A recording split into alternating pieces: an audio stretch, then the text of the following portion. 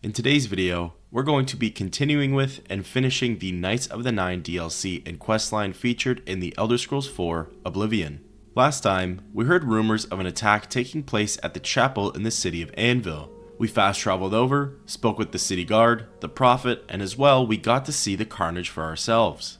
We learned of the return of Umaril the Unfeathered as well as what we need to do in order to defeat him, which involves recovering the holy relics among other things. We went on a pilgrimage dedicated to the Nine Divines, saw an apparition of Pelinal Whitestrake, discovered his lost shrine in the ruins of Vanua. There we retrieved the helm of the Crusader, and we also came across skeletal remains belonging to someone by the name of Sir Amiel. Following Sir Amiel's journal, we ended up at the Priory of the Nine. Here, we fought against 8 spirits who were the original Knights of the Nine guarding the cuirass of the Crusader.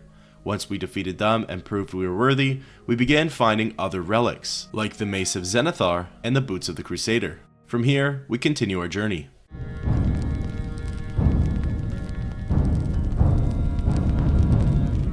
After successfully recovering the Mace of Zenithar, we leave the chapel and fast travel back to the Priory of the Nine. We head inside of the lodge and descend down into the basement. We're about to head into the Undercroft when we see 2 men we've never seen before. They're sparring in the training area. We decide to speak with them to see who they are. Hail, Sir Knight. My brother and I have heard that you are founding a holy order of knights, and we would like to offer you our swords. We've come all the way from Skyrim to join up. We can't claim any experience as knights, but we learn soldiering from our years in the Legion. Will you have us? We accept them into the order. You won't regret it, sir. You'll find us true-hearted and brave. I'll be back as soon as I've outfitted myself. It seems that word of our cause is spreading, as Giemund and Guckamir have come all the way from Skyrim just to join up. We head into the Undercroft and seek out the ghost of Sir Henrik, as he's the one with information on the next relic. If you are true to the teachings of Julianus, it may be possible for you to find the shield of the Crusader. We ask him what he means. When the order crumbled, I set out on my own. After years of searching, I found the shield and brought it to Fort Bulwark for safekeeping. With the help of a few trusted friends, I began work to keep the shield safe for all eternity. I never saw my work finished. I died defending the fort from those who would take and misuse the shield. I never saw our work finished. I trust that the others carried on without me. We ask for more information on Fort Bulwark. It lies in the southeast of Cyrodiil, near the Black Marsh border. If all went according to plan, it should be very well guarded now. Believe in yourself, and use your knowledge wisely. You will pass through unharmed, and the shield will be yours. We see what more he has to say on the fort. Look to the southeast of Cyrodiil to find it. I cannot say for certain what is inside, but be prepared for anything. We ask him about Julianus. History and knowledge are his domain. He is the god of wisdom and logic. He teaches us, know the truth, observe the law. When in doubt, seek wisdom from the wise. We ask him about the shield of the Crusader. The shield is safeguarded within Fort Bulwark. It is protected, and care must be taken when attempting to find it. Then finally, we ask him about the Knights of the Nine. Though we went our separate ways when the order fell, we all served the Nine in our hearts. All but one. The conversation ends and we change over our active quest. We leave the Priory and take a look at our map. Fort Bulwark is located in the southeastern part of the province in the region of Blackwood. Fort Telemann is our nearest discovered location, so we fast travel over there, hop on Shadowmere, and ride on over. Arriving at the entrance, we're instantly aggroed by a few conjurers. I'm not the biggest fan of facing these foes. They usually conjure up something pretty difficult to defeat, although meanwhile when we try to charge at them to engage in close quarter combat, they flee in the opposite direction, making them a very elusive target. We defeat the patrols posted on the walls and enter inside of Fort Bulwark. Fort Bulwark consists of 3 zones. The first one contains 6 conjurers, and one of them will be a boss level. It also contains 2 Daedra. In our instance, we encountered a Spider Daedra as well as a Storm Atronach. Fighting the conjurers inside of Fort Bulwark was definitely a little more challenging than the ones outside. They would cast their summons and then run away, although meanwhile we'd be blocked from actually attacking the conjurer themselves, as their summon would literally block the passage to them. Eventually, we defeated almost all of the conjurers in the first zone and found ourselves in their private quarters. We turned a handle which raises a gate, allowing us to go into the second zone. In the very same room, laying on a table, we see something called a Conjurer's Note. It reads, "Acolytes, the shield is here. We know this, and yet we have not found it. The fort has been cleansed, and yet still it eludes us. No doubt it was hidden from eyes such as ours, hidden with the intent to keep it from those who learn its secrets. The gate to the lower levels no longer halts our progress. Make note of the candles along the walls if you would pass through. The fort must be held at all costs if we're to succeed. Let none enter, leave no foe standing." That explains why we're encountering a lot of conjurers, as they're also here for the shield of the Crusader. It seems though that they haven't had much luck of finding it. We find another handle on an overlook, turn it, and we see a drawbridge lower. Walking along this drawbridge, there are 4 rows of 3 pressure plates blocking our way to the next gate. By stepping on specific pressure plates in a specific order, the gate will open. Referencing the Conjurer's Note, the candles are our key to figuring out the sequence, and that number can be assigned to the pressure plates. So for example, there's 1 candle in the first row, so we step on the first pressure plate, which is the one to the left. The sequence is 1, 2, 3, 1, and once that's taken care of, the gate will open and we can enter into the second zone. Here, we see a number of locked gates, which presumably means there are prisoners. And interestingly, on the last one, we do see somebody inside. We hear the conjurers coming in close, so we unlock the gate for him. Thank you for rescuing me. I've lost track of how long they've held me here. We ask him who he is. I am Sir Thedret. I came here seeking the shield of the Crusader, and was ambushed by these cowards. They've held me here since. We ask him what he's doing here. I've been held prisoner by these scoundrels for the longest time. They want to know how to reach the shield, and believed I would help them. When I refused, they locked me here, and only let me out to torture me. They got nothing from me. We ask him if he can help us. I can't go with you if that's what you mean. I'm too weak. I need to rest. Once I have my strength, I will certainly join your cause. You'll have to go on alone, but the knowledge I've gained may be of use to you. We ask him what he knows. Before finding this place, I learned a bit about those who created it.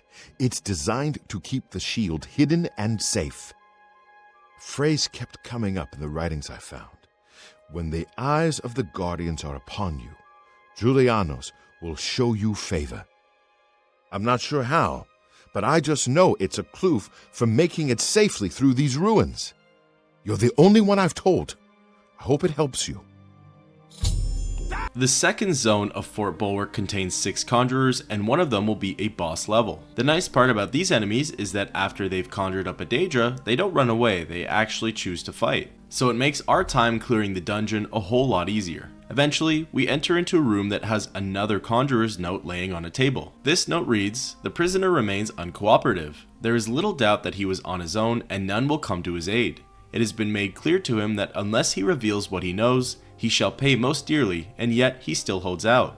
We give it 1 more week. If he does not help us reach the shield, he is to be disposed of, preferably in a manner most painful." This note is most likely supposed to direct us towards Sir Thedret if we happen to have missed him. After fighting our way through a few more conjurers, we end up at a series of drawbridges. Here we face another trap. Darts are constantly being shot out of the ceiling and are being moved in a wave pattern. Timing when we walk, we make it to the other end, turn a handle, and another drawbridge falls down. Following the path, we come across our next puzzle. First things first, we have to take care of 2 conjurers who are present in this area. Once they're defeated, we can begin our work. We see there are 4 statues, and each have a handle underneath them. In the middle of the 4 statues, there seems to be a pressure plate of some sorts. By turning the handle, we actually end up turning the statue, so we remember what Sir Thedret told us. When the eyes of the Guardians are upon you, Julianos will show you favor. So, kind of piecing things together here, we turn each statue so they face inwards, and then we step on the middle pressure plate.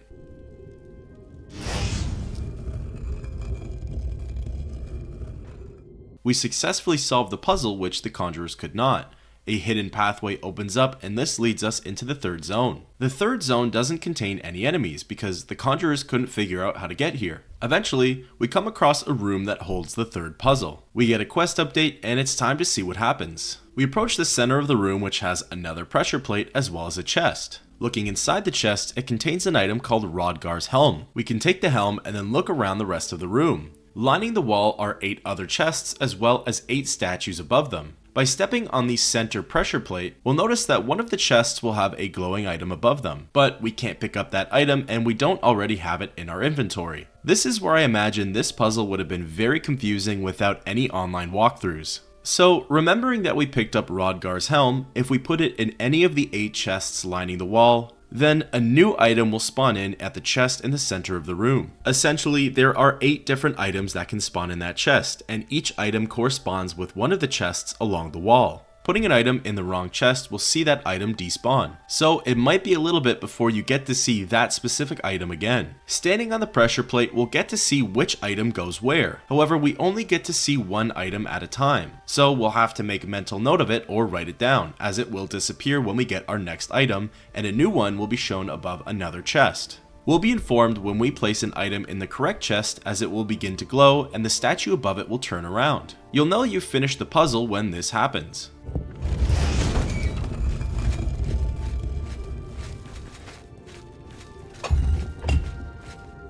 The fires go out and a secret passageway opens up. We see the shield of the Crusader amongst other treasures. Picking up the shield, we receive a quest update, and now it's time to finally leave Fort Bulwark. Going through various other secret passageways that have opened up, we find ourselves in the first zone and leave the ruins. And with that, thus ends the quest, Wisdom of Ages.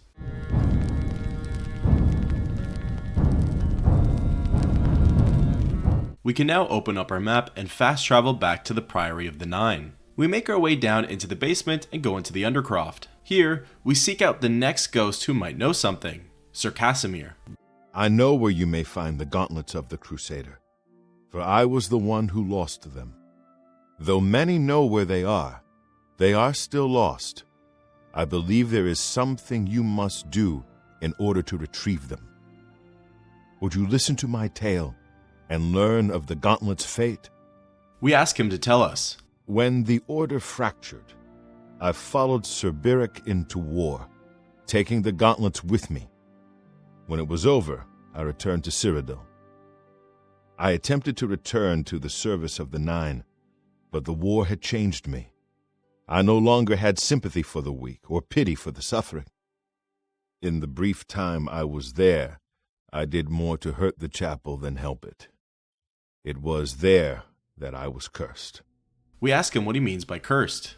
A beggar who came to the chapel each day for help tried my patience one too many times. I lost my temper and struck him. My blow landed harder than I had intended, and he fell to the floor dead, killed in the very chapel of the God of Mercy. I left the chapel at once, of course, but the damage was done. I was weak, constantly weary, and lacked the energy to do almost anything. We ask him what happened to the gauntlets. Ah, yes. As proof of the deed, when I struck the poor man, the gauntlets slipped right off my hands and fell to the floor. Heavy as stone, they would not move. None could lift them. I suspect they lie there still, in Coral's chapel. You must prove to Stendarr you are worthy to lift the gauntlets once more. Seek out the priests in Coral. Perhaps they can help you. We ask for more on the curse. It was placed on me for defying the teachings of Stendarr in his very chapel. My entire lineage was ruined by this curse. Whether it is connected to the fate of the gauntlets, I do not know. We ask again about the gauntlets. I have no doubt that they still lie within the chapel of Stendarr in Coral. No mortal man could lift them. Then finally, we ask about the Knights of the Nine. We had only the best of intentions. Truly we did. We meant only to serve the Nine and the Empire. It's hard to believe it all went so wrong. We exit the conversation. Here, we decide to take a look at our inventory to see the stats for the mace and the shield of the Crusader. We're not very proficient with blunt weapons, but the mace deals an overall damage of 10 points. Then, it has the enchantment of fire damage for 14 points for 2 seconds on strike, as well as turn undead up to level 17 for 5 seconds on strike. And then the shield has an overall armor rating of 20 and an enchantment of reflect spell for 18% on self. We make this quest our active one and leave the lodge. From here, we fast travel over to the city of Coral. We make our way over to the chapel and enter inside. Whilst here, our compass actually points us to the gauntlets of the Crusader. They're set in a corner surrounded by some candles and some flowers. Interacting with it gets us this message: the gauntlets are too heavy to move. So, we decide to do what Sir Casimir told us to and seek out a priest. What brings you here, my son? We ask him about the gauntlets of the Crusader. Ah, yes. The gauntlets have been here for ages. I know only the basic story behind them. They're more of a novelty these days.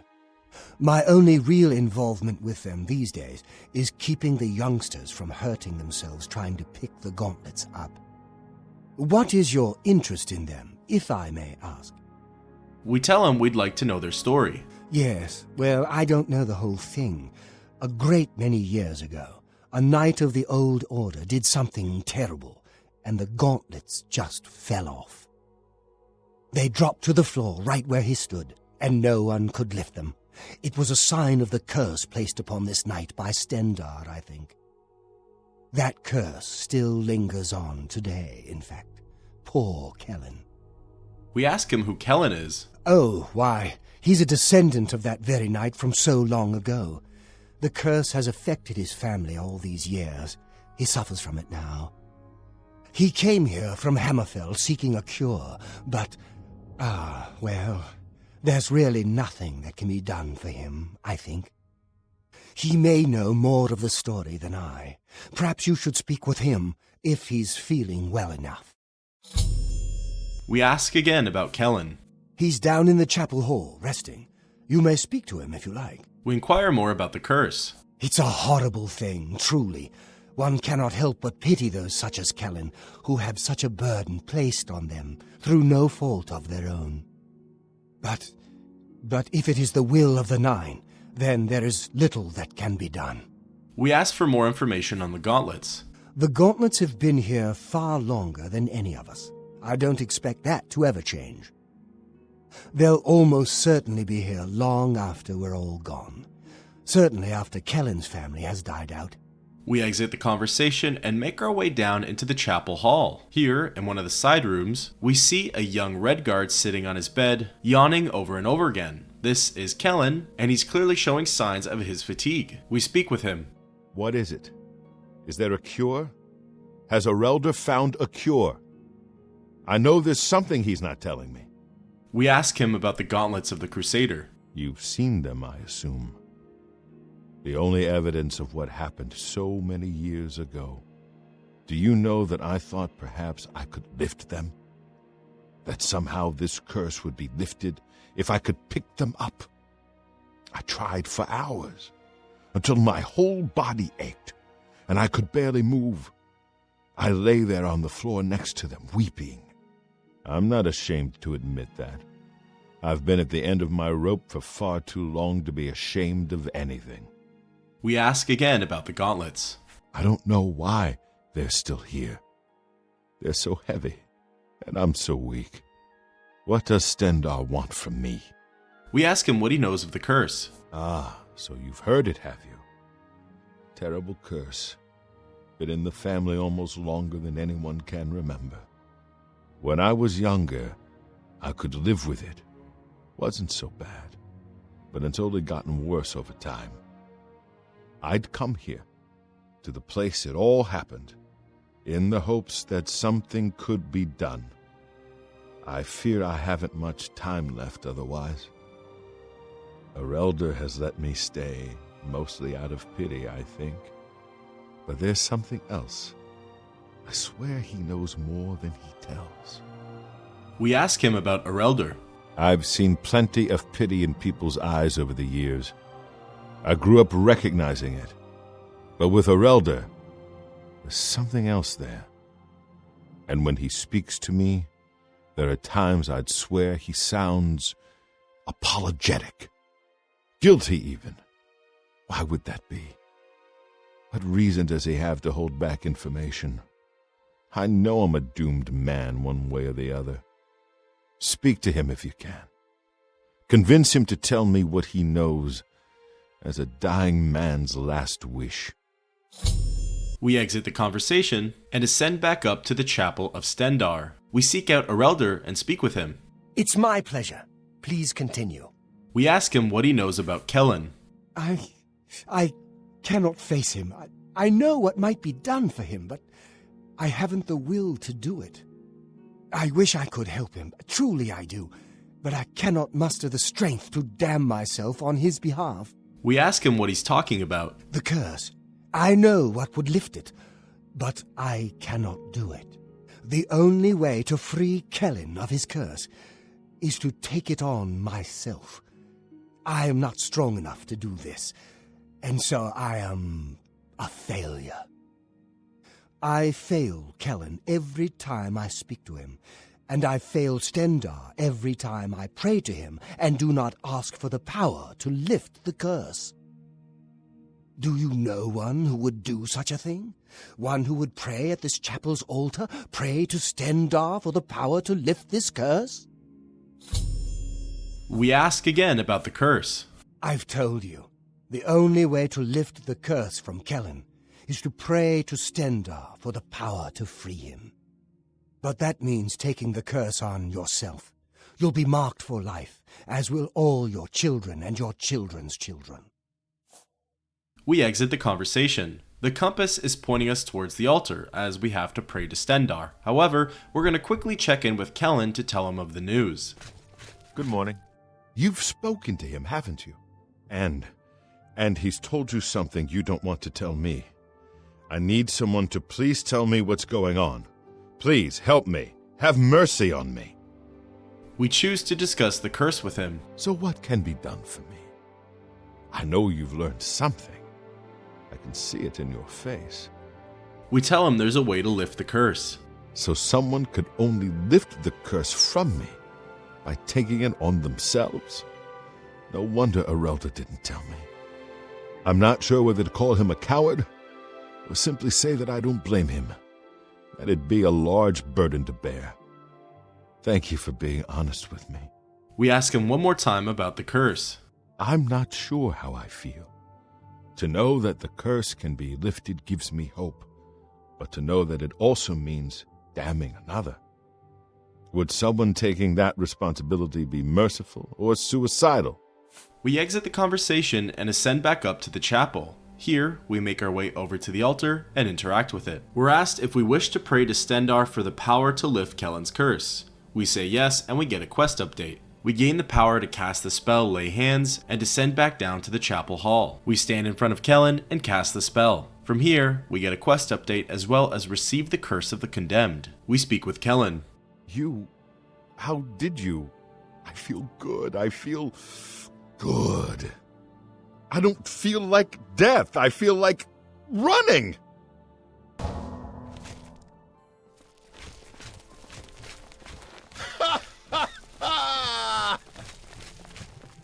Look at me. Kellen comes to a halt, and we speak with him once more. I can't believe it. I feel normal. Thank you so much. You have no idea what this means to me. I know what you've done to free me from this curse. I don't claim to understand why you take it on yourself, but I appreciate it. It means more to me than I can say. Now I think I need to start living my life. I'm going to get out of here and see the world. Thank you, friend. We leave Kellen and speak to Erelder one last time. A pleasure to speak with you. We inform him about Kellen. You lifted the curse? But that means that now you've cursed yourself. Why would you do such a thing? Looking into our active effects, we see that the Curse of the Consumed damages our fatigue for 5 points, which, in the grand scheme of things, isn't the worst. From here, we walk over to the gauntlets of the Crusader and pick them up, successfully adding them to our inventory. We get a quest update, and this time, for the Priory of the Nine quest, we're tasked to see if anybody can come up with the location of the final 2 relics. Looking at our gear, we see that the gauntlets of the Crusader have an overall armor rating of 6, and the enchantments of Fortify Restoration for 9 points on self, and Resist Disease for 50% on self. And with that, thus officially ends the quest, Stendarr's Mercy.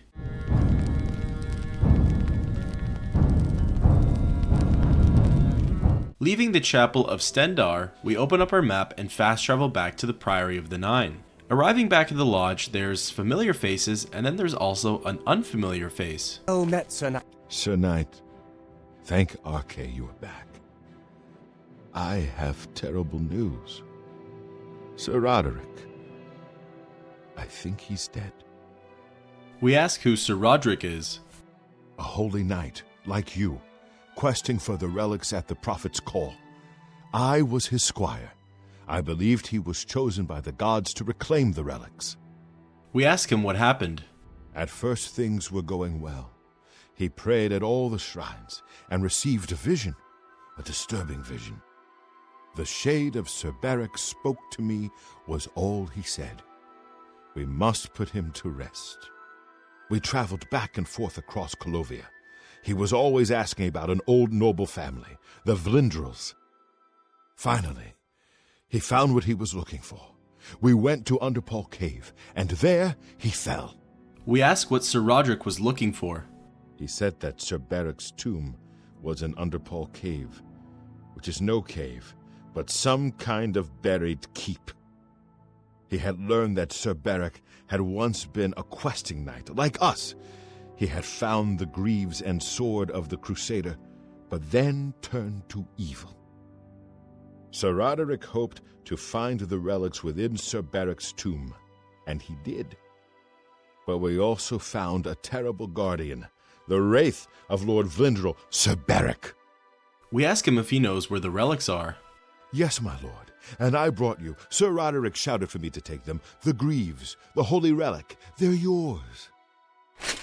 We ask what happened to the sword. The wraith. It used it against Sir Roderick. I don't know how that evil thing could use the holy weapon, but it did. It screamed as it struck. We tell him to take it easy as he's safe now. I'm sorry. I remember Sir Roderick saying something about the sword before we went to Underpall. It may be important. He was worried that the sword may have been turned to evil, that it may have to be reconsecrated on the altar of its creator, the divine Arche. That's all I remember. I hope it may help you. We tell Lathon that he did well. Thank you, Sir Knight.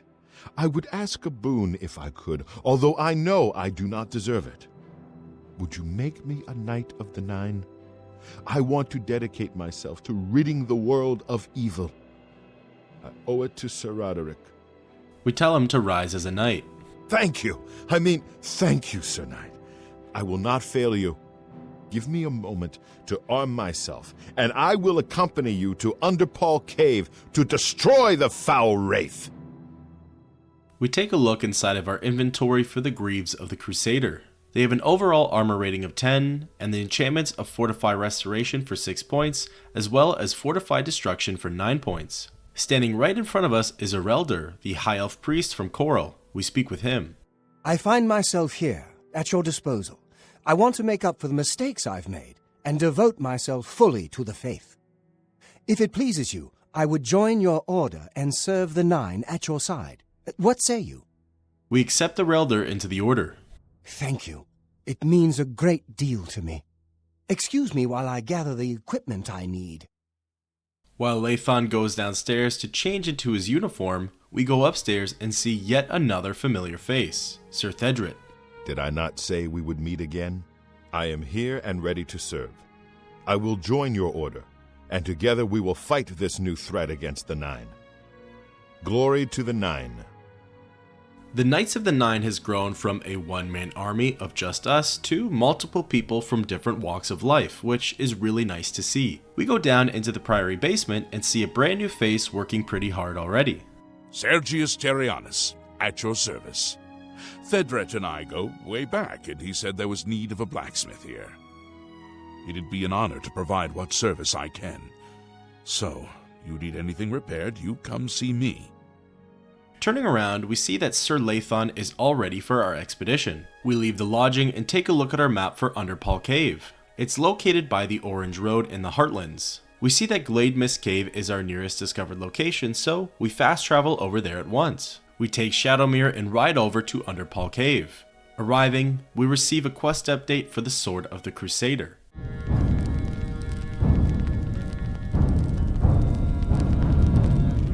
Dismounting Shadowmere, we head inside of Underpall Cave at once. Sir Lathon meets us here as he will be our guide to the Sword of the Crusader. Without having to travel too far, we come across quite an amazing sight. In front of us is the buried keep, just like Lathon said. It's even accompanied by quite a few statues as well as its own graveyard. Underpall Keep, which is technically the second zone of Underpall Cave, contains a total of 10 to 15 enemies. These enemies can vary from skeletons to zombies to liches. Underpall Cave itself has 5 different zones. The first one is simply titled Underpall Cave. Then, within that, there's Underpall Keep, which leads you to either the north wing of Underpall Keep, the south wing of Underpall Keep, or the Reflecting Chambers. It's extremely obvious where you're supposed to go, however, some way, somehow, I became very confused and decided to explore the north and south wings. And unfortunately, while doing so, Sir Lathon and I were fighting off a bunch of skeletons when he was shot down and killed. We wanted to do better by Sir Lathon, so we decided to reload our save and just simply go through to the Reflecting Chambers. The pathway we needed to take held quite a few enemies, however, we slashed our way through them and ended up at the door to the next zone.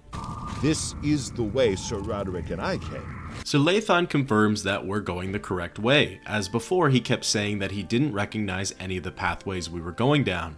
We go through various tunnels containing several coffins. We end up in a crypt that contains a fresh dead body. We have to fight a faded wraith before investigating the corpse. Once this enemy is defeated, we can make our way over to the body to confirm that it is Sir Roderick. Sir Roderick, you were a brave knight and a good master.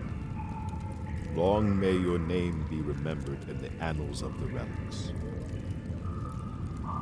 If Sir Roderick's dead body is here, that means the wraith of Lord Beric Vlindrel must be right around the corner. We go through the door and see a unique wraith holding the Sword of the Crusader. We go in for the attack and try to inflict as much damage as possible in a little amount of time. Our health is rapidly decreasing, but Lord Beric Vlindrel is almost defeated. Eventually, we land the killing blow and get a quest update. We get ourselves into a very hairy situation as our health is almost completely depleted and we become paralyzed. Fortunately, we're able to pop some health potions and we can fight back against the faded wraith that accompanied Lord Beric. Eventually, we can deliver the killing blow on that spectre and then we can pick up the Sword of the Crusader. We receive a quest update that although it's now in our possession, the sword has been desecrated, so we need to bring it to the chapel of Arche in Shadenhall in order to consecrate it yet again. Sir Roderick is avenged, and you have recovered the Sword of the Crusader. I'll return to the Priory and give my fellow knights the good news. Farewell! We part ways with Sir Lathon, and now it's time to leave Underpall Cave. Exiting the dungeon, we pull up our map and fast travel to the east gate of Shadenhall. We make our way towards the chapel and enter inside. The scene in here is quite grisly and gruesome. Aurorans have arrived just before us and they've already slaughtered most of the civilians in here. The only one left alive and fighting back is Hill the Tall.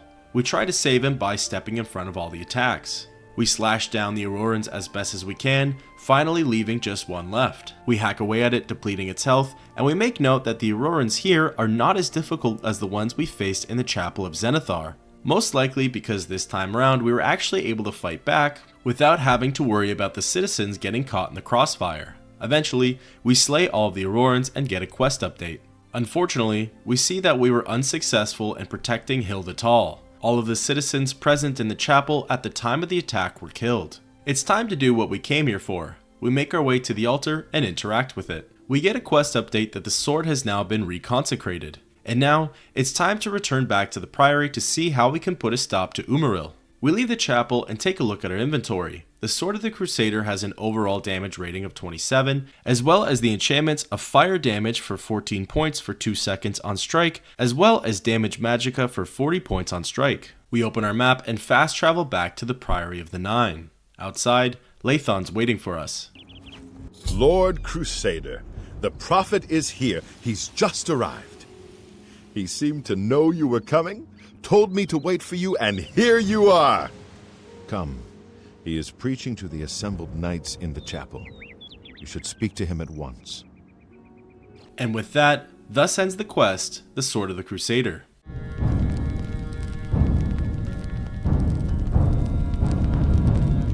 As requested, we follow Sir Lathon to the Priory of the Nine Chapel. Entering inside, we're met with a sight of camaraderie and community. And so, 9 knights, as the embodiment of the might of the 9 divines, shall go forth together to face the unfeathered. And he shall be cast down from on high, his wickedness scattered to the wind. He shall end his days as dust in the void. Go now, knights, face the beast. Fear not death, for the 9 shall be your shield, and they shall bring you to rest, should you fall. He turns directly to us.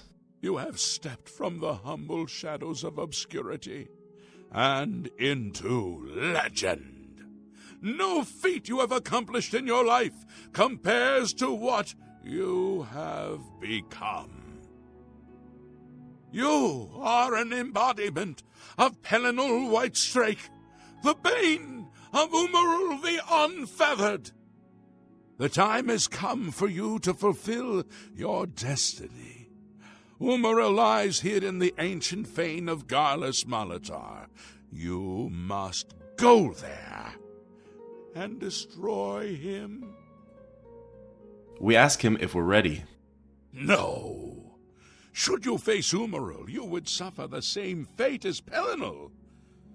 But times change, and even the shape of the divine itself must change with it. Where once there were 8, now 1 more stands with them, and they have become 9. We ask him if he means Talos. Aye, with the apotheosis of Tiber Septim, the face of the divine was transformed. Talos ascended, and the 8 became 9. So, although you wear the armor of the gods, it is incomplete, a relic of the old ways and the old gods. We ask how we're supposed to destroy Umaril. As a proven guardian of this realm, and a warrior the likes of which have not been seen in millennia, Talos grants you his sacred blessing. With the ancient gifts of the 8 and the new gift of the 1, you are ready to face Umaril. We ask what the blessing does. It will allow you to follow Umaril into the spirit realm upon his death. It will allow you to destroy him, body and soul, utterly and for all time. You must first kill his living body. While beyond the power of most mortals, this is only the lesser of your 2 tasks. His Daedric nature allows his spirit to escape into oblivion after death. Oh, this is what Pelinal learned upon defeating Umaril the first time. But you can do what Pelinal could not. The blessings of Talos will allow you to follow Umaril's spirit when it leaves his body. This you must do, and you must not fail. You will not, because the 9 fight with you. We say we want to know more about Umaril's spirit. When Umaril joined with the Daedra, his spirit expanded beyond this realm. His physical form can travel between realms, but his spirit is bound. When his body is destroyed, his spirit travels back to Oblivion and is reformed in the fires of creation. With the armor of the gods and the blessing of Talos, you will be able to follow him where Pelinal could not and destroy his very spirit. Once his spirit is destroyed, he will be completely obliterated, erased from all realms of existence. We ask him what is Garlus Malatar. Garlas Malatar was the westernmost outpost of the Aeliad Empire. It watched over what we call the Abyssinian Sea. Since his return, Umaril has taken Garlus Malatar as his lair. That is where you must seek him out. We ask him what kind of foe is Umaril actually. Umaril cannot be bested in his physical form by any normal means. His blows can strike down the mightiest of warriors in a single stroke. The Eight created the relics to withstand Umaril's fell power. Do not attempt to face him without this divine protection. We tell him that's all and that we're ready. Your knights will assemble at Garlus Malatar and await you there. Gather all those who you deem worthy. Not all who enter those halls shall return. Those who fall in service of the Nine will live on forever in the halls of their fathers. I wish you well on your quest, Crusader. We are depending on you.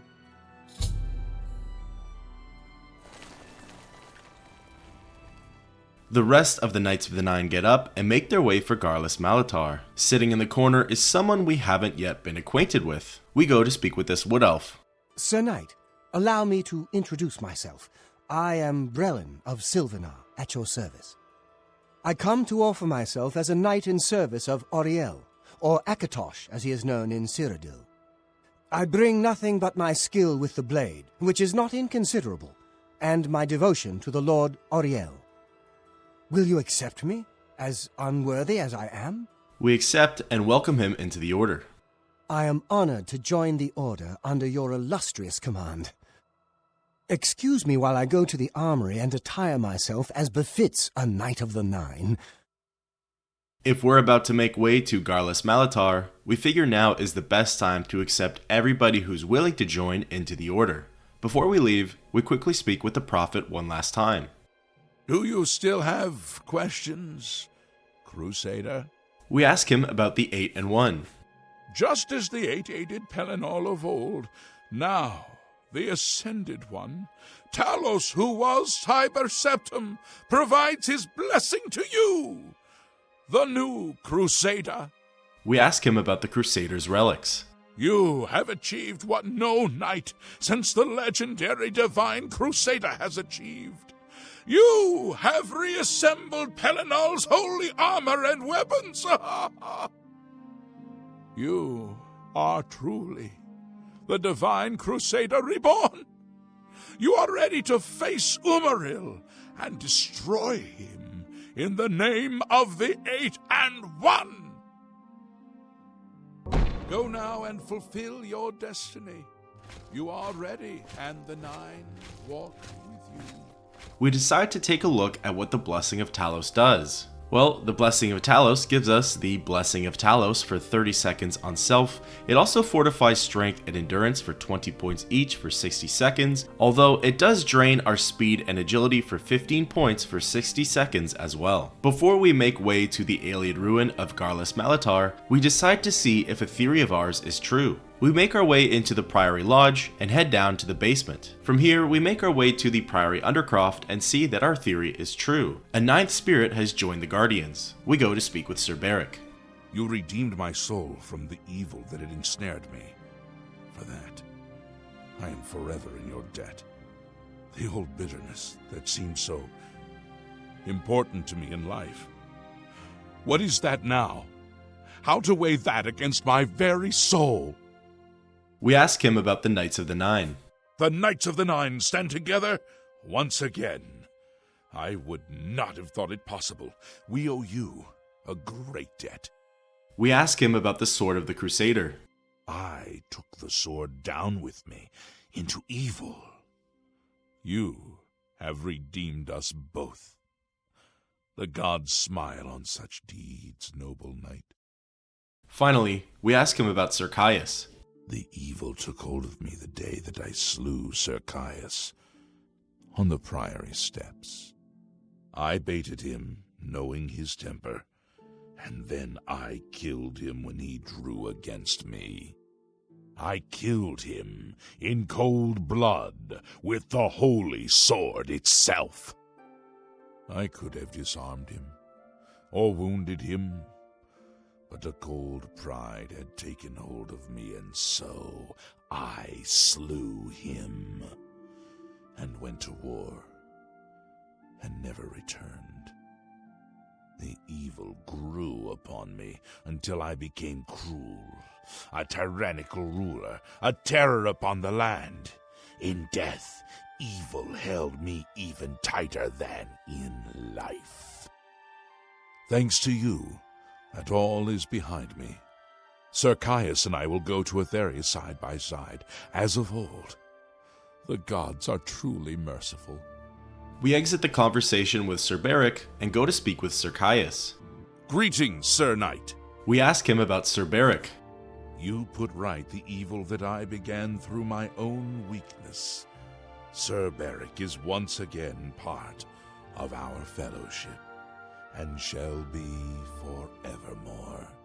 From here, we make our way around the circle of knights to see what more dialogue any of them could offer. We go to Sir Emiel. I'm at your service, Lord Crusader. We ask him about the Mace of Zenithar. You've passed Zenithar's challenge and redeemed Sir Ralvis. Oh, congratulations! Sir Juncan will be pleased to hear this. Then we ask him about Sir Beric. While you may have performed greater deeds, none have meant more to me than your redemption of my friend, Beric. Soon we will all finish our long-delayed journey to Aetherius, and Sir Beric will be among us as of old. Thank you. We turn next to speak with Sir Ralvis. Good night. I am at your service, Lord Crusader. We ask him about the Mace of Zenithar. You've retrieved the mace! I can't believe it! Sir Knight, I bend my knee in awe at your wisdom. You deserve to carry the mace. We turn next to Sir Henrik. What is it, Lord Crusader? We ask him about the Knights of the Nine. We are all reunited once more. You have done what we once thought impossible. We go next to speak with Sir Juncan. I am at your service, Lord Crusader. We ask him first about the Mace of Zenithar. So it was the boots that Sir Ralvis needed to complete his quest. What a fool I was to refuse to help him. I will carry this regret for all time. We then ask him about the boots of the Crusader. You are an asset to your order. You have claimed the boots, and for this I am grateful. Now that all of our loose ends are taken care of, it's time to head for Garlus Malatar. Our knights should already be there upon our arrival, so all we have to do is make way. It's now time to challenge and defeat the Ayleid king, Umaril the Unfeathered.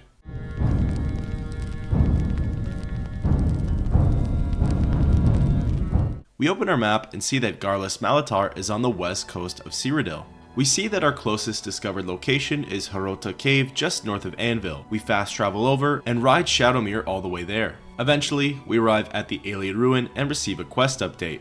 We dismount our horse and head inside of Umaril's lair. Garlus Malatar consists of 3 zones. The first one contains 21 Auroran enemies, 3 of which will always be the best possible level, and 6 of which must be killed in order to advance the quest. After clearing the first room, we push a block that lowers 3 different gates, 2 of which are on the upper level and 1 of which is on the lower level. We decide to go through the lower level gate as it seems to be a more direct route to the second zone. Here, we faced off against so many Aurorans as they just kept spawning in. All we could do at this point was just hack away with Goldbrand and hope that our fellow Knights of the Nine would come to our aid. Eventually, we cut down through most of them and were able to make our way to the second zone. Zone 2, titled Garlus Malatar Seycell, contains a total of 12 Aurorans. In the center of the giant room, we see a dark, floating, ominous orb. In order to get to this arcane object, we have to cut down through a lot of Umaril's army. Eventually, we cut down a few of them, and we hope that our knights can take care of the rest. We ascend up some stairs leading to the upper level. Here, we come across one more Auroran. We get a few hits in, and then decide just to make for the orb.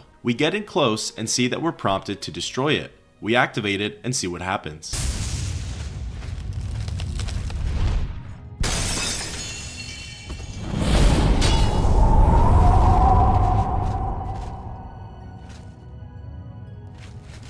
We take a look around and it seems that time and space itself has become frozen. The Aurorans are nowhere to be found, and the same could be said about the Knights of the Nine. All we can do at this point is continue onwards and head into the third zone. Zone 3 is titled Garlus Malatar Karak Abaran. It's a very small area and consists of 10 Aurorans. However, we had the pleasure of only needing to face 2 of them. Once we defeated our foes, we made our way into the central room and the showdown had begun.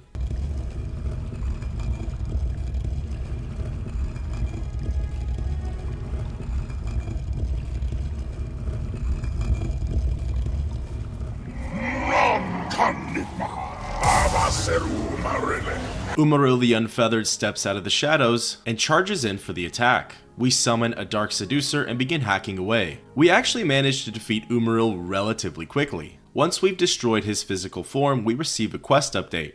Now all we need to do is cast the Blessing of Talos and we'll be transported to the spiritual realm. We take one quick look around the room to see if there's anything we want to loot. Once we're satisfied, we select the lesser power and cast it.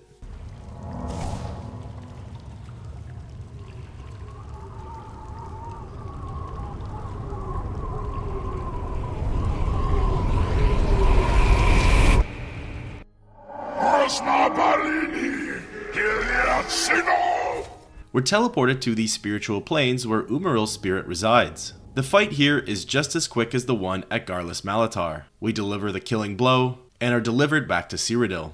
Here!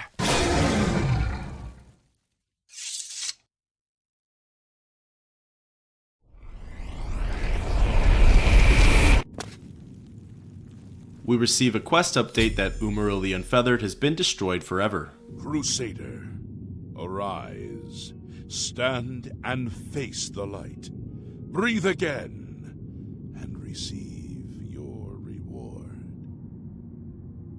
You have completed your divine task. You have restored the order. You have defeated the enemy of the Nine. The order shall serve as the sword and the shield of the Nine in the dark times to come. We owe you a debt of thanks. You have succeeded where we could not. You and your knights have held true to your purpose. At long last, our purgatory is at an end. We go to the glory of the Nine to serve in their host in the life beyond this one. You may call upon our spirits when you need us.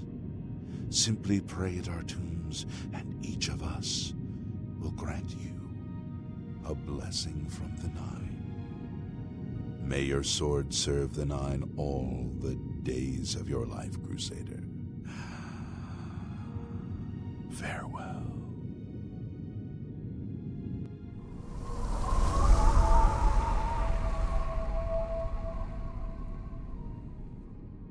The souls of the original Knights of the Nine are finally laid to rest. The Undercroft is quiet and now at peace. We make our way over to the armor stand and place all of the relics there, praying that they never need to be used again. We leave the Undercroft and enter into the basement.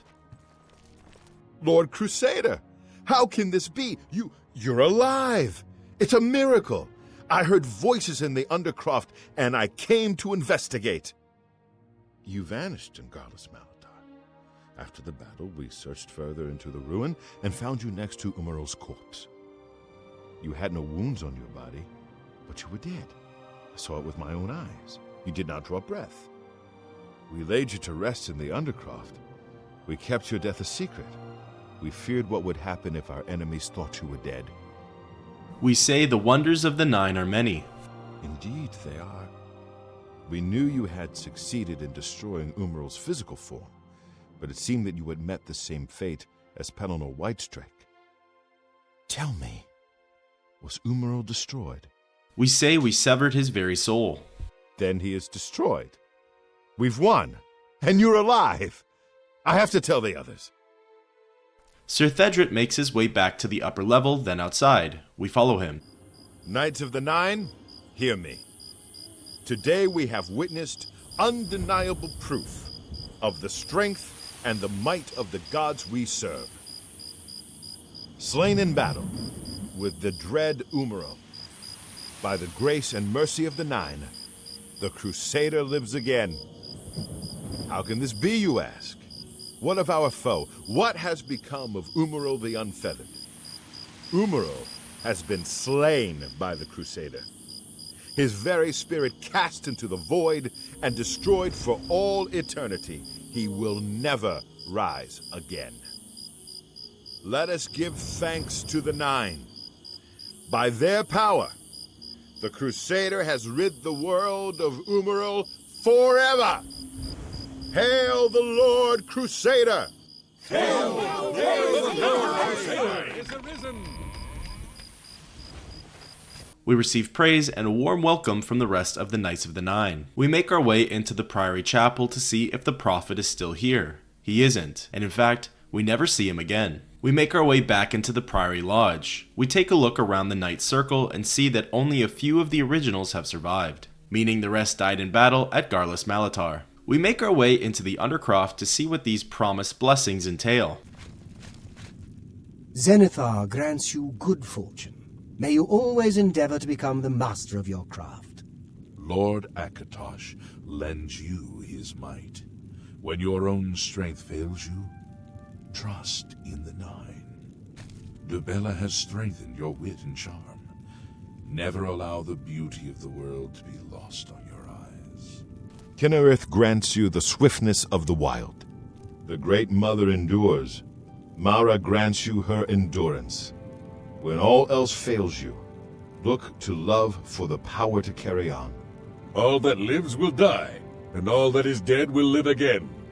Arche grants you the will to reverse the cycle. Stendarr grants you the gift of legerity. Always be swift to protect and swift to forgive. Julianus blesses you with his wisdom and his guidance. Trust in your knowledge, for it is the whole of who you are. The only spirit missing from this tomb is Sir Beric. However, we know that he's now at peace. We go back into the training area and speak with one of the new recruits. One can never be too proficient with a blade, wouldn't you say? We ask him about Umaril. You have done what Pelennor Whitestrake himself could not, and have banished Umaril once and for all. The whole of Tamriel is in your debt. Then we ask him about the Knights of the Nine. The Order lives once more. Pelennor himself would be proud of what we've accomplished. The Priory has been restored to its former glory, and is now a fitting home for our Order. It's here we actually catch a mistake in the voice acting. The Knights of the Nine have prevailed over Umaril. Truly, the gods have shown us favor. Pelennor. During our battle with Umaril, we actually managed to pick up his sword. It's a two-handed elven claymore, deals 26 overall damage, and has the enchantments of shock damage for 14 points, as well as damage fatigue for 11 points. However, it's not as strong as Goldbrand, so we won't be using it. With that, thus officially concludes the Knights of the Nine DLC in the Elder Scrolls 4 Oblivion.